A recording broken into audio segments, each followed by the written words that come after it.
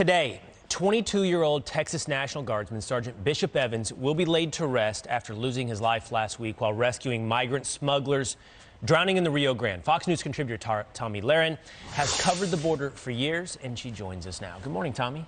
Good to be here, and I'm glad that, Fox and Friends is honoring somebody who was selfless enough to lay down their life, especially to save people who not only have no legal right to be here, but were trafficking drugs or part of an organization trafficking drugs into our country to kill millions more Americans. So I'm glad that we're honoring his life.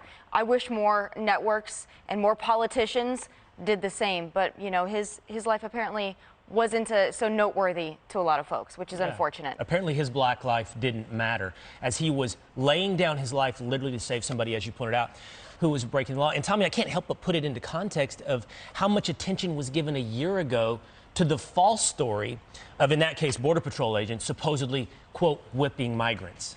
Right. Well, that's because they don't understand what a split rein is, and they don't understand anything about horseback riding or anything about the border. So, of course, their first instinct is to demonize those who are willing to lay down their lives in, a lot of times, humanitarian efforts. I've been to the border several times. We've talked about this.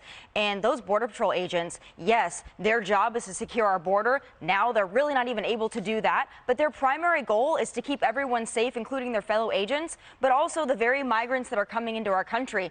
And a lot of agents have an incredibly taxing job, especially now. They're being inundated, completely overwhelmed, and the lack of appreciation and support certainly doesn't help that.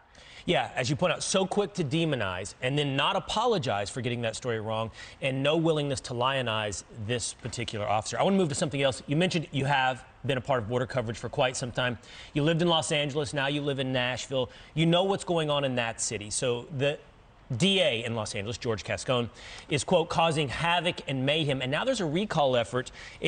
I believe, Tomi, it's up to over 500,000 signatures, or it must collect, organizers must collect 500,000 signatures, and they're up to 350,000 signatures right now to get rid of Gascon. Second attempt. So it's very difficult. When it happened with Gavin Newsom, when they reached those signatures and that threshold, it was amazing and I had high hopes. But I think as unpopular as Gavin Newsom is, Gascon is even worse. I think it's going to be successful. But the problem is a lot of Californians don't want to put their name on anything. They're very quiet. They understand that this man is ruining their city. They understand that the felon coddling policies, not only of LA, but of California, are destroying their lifestyles. But a lot of folks don't want to do anything about it until it affects one of their family members.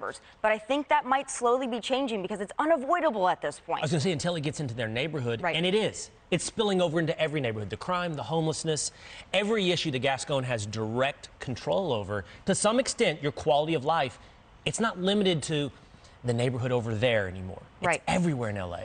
And the felons are celebrating him. That should be reason enough to recall this man. The felons are saying his name, saying, we'll get his name tattooed on us. This is fantastic. They love this guy. What does that say when you have a leader that the felons are celebrating? Right. The criminals, the monsters are celebrating this man, and then the decent, average Californians living and just want to live, work in already an unaffordable place, they have to deal with the lack of leadership of someone like this. So recall, baby, recall. Watch out for voter fraud and recall the man. Or they're moving to Tennessee and Texas and South Dakota and everywhere else in the country.